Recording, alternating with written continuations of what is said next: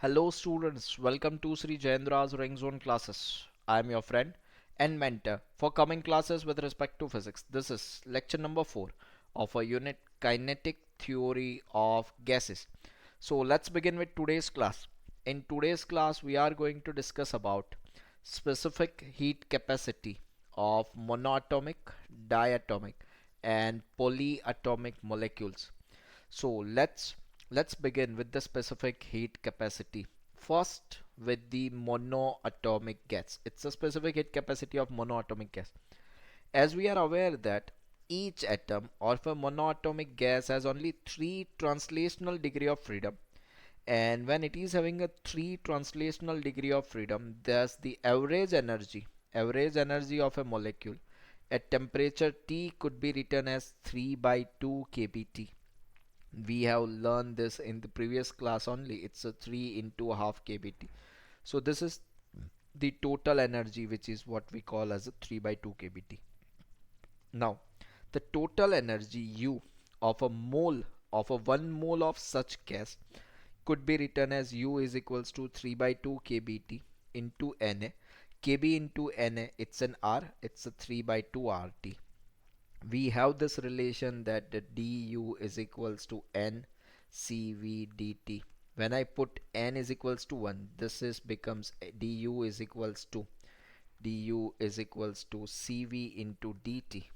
This is something like this, and from this it's a cv is equals to d by dt of u. So this cv, it's monoatomic gas, this is equals to du by dt, and this du by dt that could be written as 3 by 2r. We have the relation that Cp minus Cv is equals to R. So it's a Cv. If I differentiate it du by dt, that is what we receive as a 3 by 2R. And I put up the value of if I put up the value of Cv, this Cp is equals to R plus Cv. And when I write Cp is equals to R plus Cv, this is R plus 3 by 2R, which is equals to 5 by 2R. So now I am having the Cp, I am having the Cv. To find out the gamma, which we call as a ratio of the specific heat capacity gamma, that is what we call as a Cp by Cv, that is what equals to 5 by 3. That's it. You did it. Great job. I hope this is clear. Is it clear? So gamma, that is what we have used in thermodynamics, which is of 5 by 3, that has been derived from this. I hope this is clear. So this is the ratio of the specific heats gamma, which is equals to 5 by 3. Now let's talk about the diatomic gas. Let's talk about the diatomic gas. What would be the situation? So in the diatomic gas, this energy U, that would be equals to 5 by 2 kBT. Yes, total degree of freedom, it would be having a phi. How this phi has achieved? It's a 3 plus 2, 3 in the translational, 2 into rotational. So this is 5 by 2 kBT multiplied by Na, which could give me a 5 by 2 RT. Even here it has been written that a diatomic molecule treated as a rigid rotator like a dumbbell. So it has 5 degree of freedom. Within this 5 degree of freedom, 3 are the translational degree of freedom and 2 are the rotational degree of freedom. So this is equals to u is equals to 5 by 2 RT. How could I find out? How could I find out this CV? So to find out the CV, I should write du is equals to CV into dt, and from this CV is equals to du by dt. If I differentiate this, look at this, it's a d by dt of 5 by 2 RT, then it would be in 5 by 2, and thus I have received this CV. For the Cp, I need to do this. It's a Cp minus Cv is equals to R, and from this Cp is equals to 7 by 2R. If I want gamma, it would be the ratio of Cp is to Cv. So this is equals to 7 by 5. I hope this is clear. Is it clear? Is it? Are you sure? Are you sure? Do you have any doubts? Now again, this all situations I'm discussing at right now, it is at normal temperature. If it is not at a normal temperature, I need to add something like this. This is U is equals to C square 5 by 2 kBT plus kBT, and this is equals to 7 by 2 RT. This is just the CV at higher temperature. I have marked a star over here. So for this, CP at star would be equals to 9 by 2R, and for that gamma would be equals to 9 by 7. I hope you understand this. Have you? Have you understood this? Are you sure? Do you understand this completely? Are you sure? Are you? Great. Now let's look at the polyatomic gases. So what happens in polyatomic gases is, in general, a polyatomic gas has a 3 translational, 3 rotational, and at least one or more vibrational degree of freedom would be there. It would be having a 3 translational degree of freedom, 3 rotational degree of freedom, and at least one or more vibrational degree of freedom would be there. So this could be written as it's a 3 by 2 kBT plus 3 by 2 kBT plus F kBT. So this is equals to this is equals to 3 plus F by into R. And when this CV is equals to 3 plus F into R, a CP of this, it's a specific heat capacity at constant pressure, that could be given as 4 plus F into R. And if this is the situation, if I took the gamma of this, this is 4 plus F divided by 3 plus F, where F stands for vibrational modes. Vibrational modes, degree of freedom. I hope this is clear. One more thing, Cp minus Cv is equals to R is true for any ideal gas, whether it would be a monoatomic or diatomic or polyatomic. Does it clear up till now? Is it clear? Are you sure? Are you sure? Do you understand this completely? Great. Now let's look at this. It says that for monoatomic gas, the ratio of the specific heat Cp by Cv, it's a gamma which is equals to 5 by 3. So it's a 5 by 3. Next, for a diatomic gas, the value of gamma, it's a diatomic gas. It could be 7 by 5, or it could be a 9 by 7. Here 9 by 7 has been considered at higher temperature when I considered vibrational modes will be there. It would be a 7 by 5 if I consider this at a normal temperature. I hope you understand this. Do you? Great. Let's look at the next question. For a polyatomic gas, the value of the gamma is equals to 4 plus F divided by 3 plus F for the polyatomic gas. So do you have any doubts up till now? Is there anything? Is there? No. Great.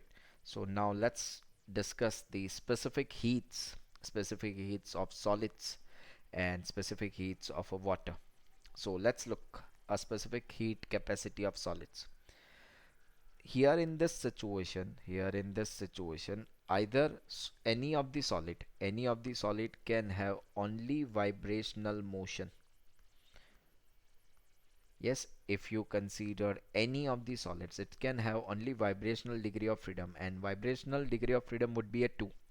So this is 2 into 1 by 2 kBT, and when I say it's a 2 into 1 by 2 kBT, this is equals to kb into T. But it can vibrate. That means let's understood that if it is X, it is vibrating in two modes in X, it is vibrating in two modes in Y, it is vibrating in two modes in Z. So in total, in 3 dimensions, the average energy is the 3 kBT. I hope this is clear. kBT in the X dimension, kBT in the Y dimensions, and kBT in the Z dimensions. So if I considered a 1 mole of solid, and then I find out the total energy, then that total energy could be given as U is equals to 3 kBT into Na. Kb into Na, it's R, it's a 3 RT. Now, at constant pressure, what I can write? It could be a delta Q is equals to delta U plus P delta V. But as it is a solid, change in volume is 0. If it is 0, this is 0. So delta Q and delta U both are the same thing. So C would be equals to delta Q by delta T, which is equivalent to delta U by delta T, and this should be is equals to 3R. I hope this is clear. So this C, as a specific heat capacity of solids, C would be equals to 3R. Do remember this. Next, specific heat capacity. Specific heat capacity of water. Let's understood that, let's suppose we treat a water like a solid, and if we treat water like a solid, then its energy could be given as it is equals to 3 into 3 kBT into Na. So this total it would be a 9 RT. And if C is equals to delta Q by delta T, and same as delta W could be 0, so delta U by delta T, this is equals to 9R.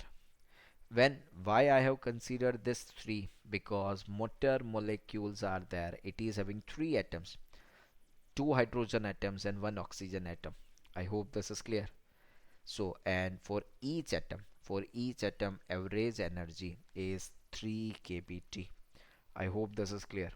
Is it clear? Is it? So do you have any doubts up till now? Is there anything? Is there anything?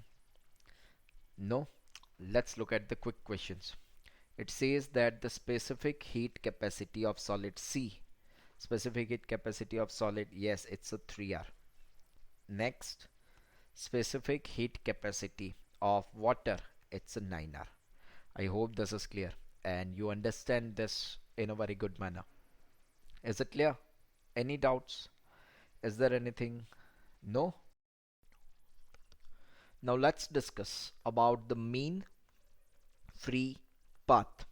Let's discuss what mean free path is. So when we discuss a motion of a molecule, we can say that molecules in a gas have a large speeds, and that is of the order of the speed of the sound wave. So as a result, this molecules cannot move straight, and their path is keep getting deflected. So let's assume that suppose a gas is being leaked from a cylinder, takes considerable time to diffuse to the other corners of the room, and this happens because molecules in a gas can have a finite small side, so they are bound to have a collision. It is sure shot that they are going to collide with each other, and when they are going to collide each other, this term mean free path play a very vital role. Mean free path is the distance traveled by a gas molecule between two successive collision. That distance is known as the mean free path. Let's suppose we have tried to see this. We have tried to show you the representation of a mean free path. Let's suppose an object has started its motion from here. It has reached to here, and from here to here it is having one of the collision here and next collision on over here. So this is the distance between these two positions. This is the distance between these two positions where it has not been collide. Now from here it has been collide next over here, so it is the distance to where it has the collision. From again that has been started from yaha, yeah, from this place to this place, and this is the next collision. So if you observe this, every distance is different. So what I need to do is I need to take an average of this distances, and that's why we call it not to as a free path, but we call it as a mean free path. I hope this is clear. So what we understand is that the mean free path is, it's a distance traveled divide by number of collisions. I hope this is clear. So this is equals to d1 plus d2 plus d3 up to dn divide by n. I hope this is clear. Now, how could I find it out? Number of collision. How could I get number of collisions? So to calculate the number of collision, what I need to do, it's a number of molecules in a volume multiplied by volume. So number of molecules and into number of molecules in volume per multiplied by volume could be written as n pi d square into v into t. How this has arrived? Let's have a look. It's a n is equals to n by v. So this number of molecules in volume could be written as n into v, and this is volume, and the volume could be written as area into length. So this could be area into length could be represented as vd into delta t. So this has arrived, it's an n pi d square into vt, where n is the number of molecules per unit volume, and v, it is the distance traveled, and pi d square v2, it's a volume of interaction. You can see it, from the here, from the diagram. So if surrounding molecules are in random motion, then the number of collisions will be root 2 n pi d square vt. So this mean free path will be equals to v into t divided by root 2 n pi d square v into t. This t and t has gone, so I have been left with this vt has gone. I have been left with the 1 upon root 2 n pi d square, and this is the mean free path. I hope this is clear. Lambda mean free path, it's a distance between two successive collision, will be 1 by root 2 n pi d square. Now let's look at the different form of mean free path. When I say lambda is equals to 1 by root 2 n pi d square, let's suppose I'm going to multiply this on both the sides with the m. So this is equals to m upon root 2 n into m multiplied by pi d square. So this could be written as lambda is equals to m into this n. This n was n divided by volume. So this is m divided by root 2 pi into d square into density, as density is equals to mass by volume. So from this I can have two relations. First, it's a lambda directly proportional to the m. Higher the mass, higher the lambda. And another, it's a lambda is 1 by density. Higher the density, lesser would be the mean free path. I hope this is clear. Is it clear? Is it clear? Do you have any doubts? So if I plot a graph for the lambda versus mass, we have this relation. It's a lambda is directly proportional to the mass. So as you can see this, as mass is increases, this lambda is increases. One more thing, it's a lambda is inversely proportional to the density. So as soon as density increases, this mean free path decreases. I hope this is clear. Is it? One more thing, it is having a directly proportional relation with the temperature as well, because as soon as the temperature increases, the lambda increases. This lambda is directly proportional to the t. You can see this, and if temperature is constant, that could be written as lambda inversely proportional to the 1 by p. You should remember this formula, which is lambda is equals to k into t divided by root 2 pi d square into p. So if pressure is constant, it is directly proportional to the temperature, and if temperature is constant, it is inversely proportional to the pressure. So this could be written, and this could be represented as lambda inversely proportional to the p, and as soon as pressure is increases, this lambda is decreases. So mean free path will not depend on p and t, but if volume of given mass of gas follow to change with the pressure or temperature, it changes as lambda is equals to kt by root pi d square into p. I hope this is clear. Is it clear? So do you have any doubts up till now? Let's look at one of the quick questions. It's a mean free path is blank to the mass. Yes, it is directly proportional, Mean free path is directly proportional to the mass. I hope this is clear. Is it clear? Is it? Are you sure? So, can we move to the next? Can we move to the next concept of the gases? Let's discuss it. This is in reality, this is the miscellaneous topic, and that could not be understand that where to use this. So I have kept it at the last of the lecture. This is the concept. This is the concept of mixture of gases.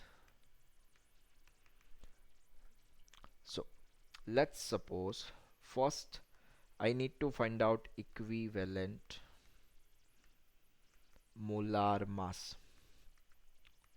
Suppose I need to find out equivalent molar mass, and the situation is when n1 moles of a gas, n1 moles of a gas with molar mass m1 is mixed with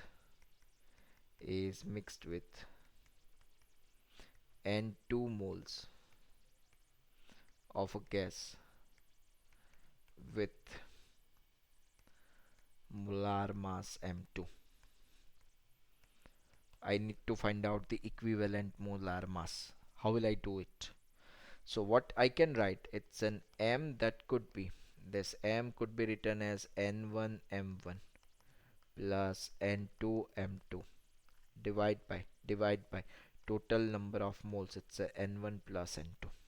So this is m is equals to n1 m1 plus m2 m2 divide by n1 plus n2. Now let's suppose they have asked me the total internal energy of the mixture.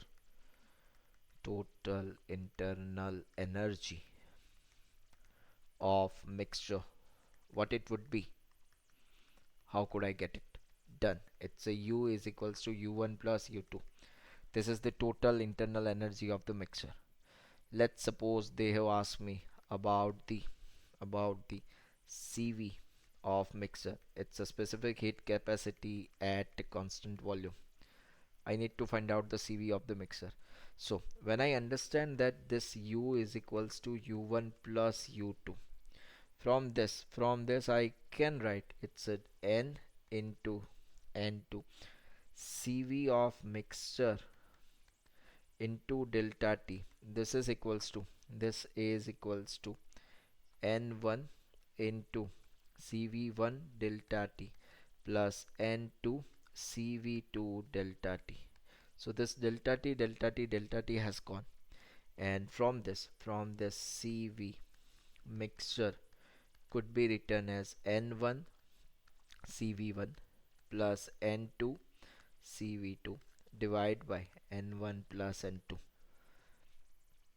Same way, let's suppose I have been asked CP of mixture. How will I do it? CP of mixture. So what I understand is that the CP of mixture, this is equals to CV of mixture plus R. So from this I could write like this, it's a N1 CP1 plus N2 CP2 divide by N1 plus N2, and and this could be this CP of mixture. If I have been asked, let's suppose gamma of the mixture, it's a gamma of the mixture, then this gamma of a mixture could be written as this is N1 CP1 plus N2 CP2 divide by N1 CV1 plus N2 CV2. So this is the gamma of the mixer. It's a CP mixer upon CV mixer. This is CP of mixer divide by CV of mixture. So it's a gamma. One more thing, this could be written as, it's a very important term, it's a 1 plus 2 by mixture of degree of freedom. It's a 1 plus 2 by F, and that would be the F of mixture. I hope this is clear. Is it clear? Is it clear? Now let's suppose, look at this 6. If it's the degree of freedom of mixture, degree of freedom of the mixture, this could be written as, it's an N1 F1 plus N2 F2 divided by N1 plus N2. So this is degree of freedom of the mixture. So this all parameters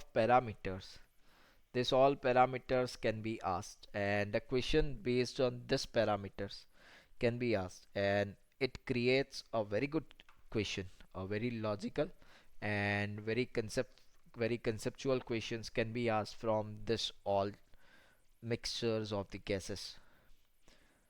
Are you ready for one of the questions? Are you? Let's have a look.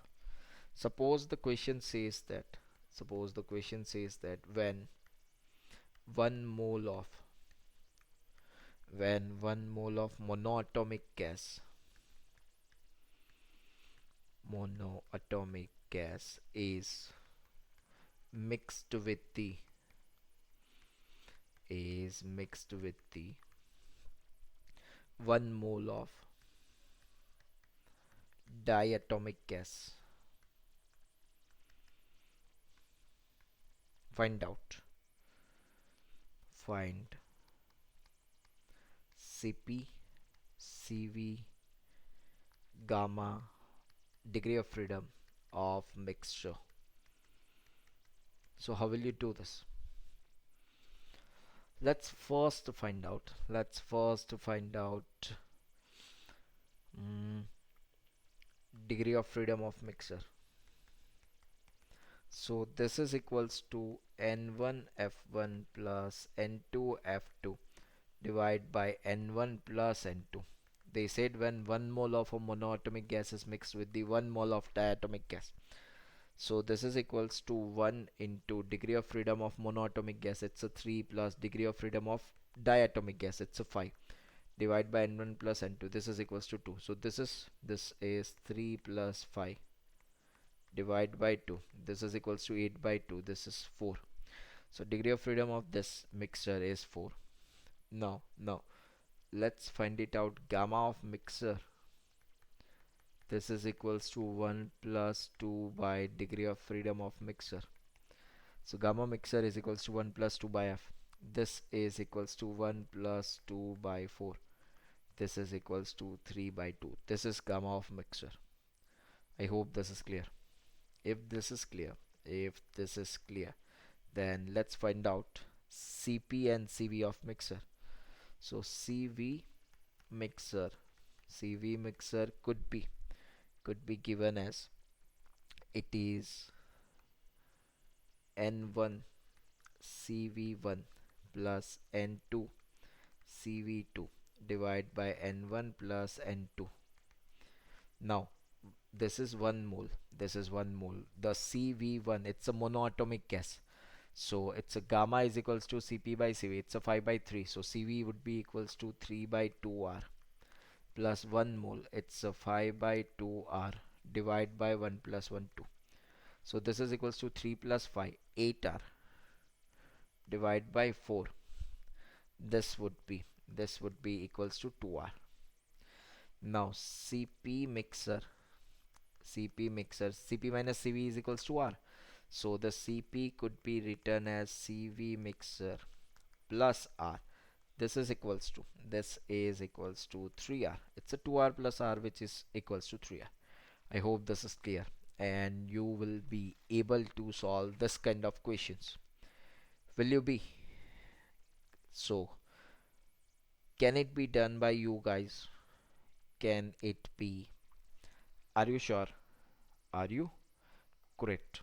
So let's wind it. We are winding up this session over here. This was all about this session. In this session, we have discussed the specific heat capacity and mean free path. Please go through these concepts. These are very important concepts.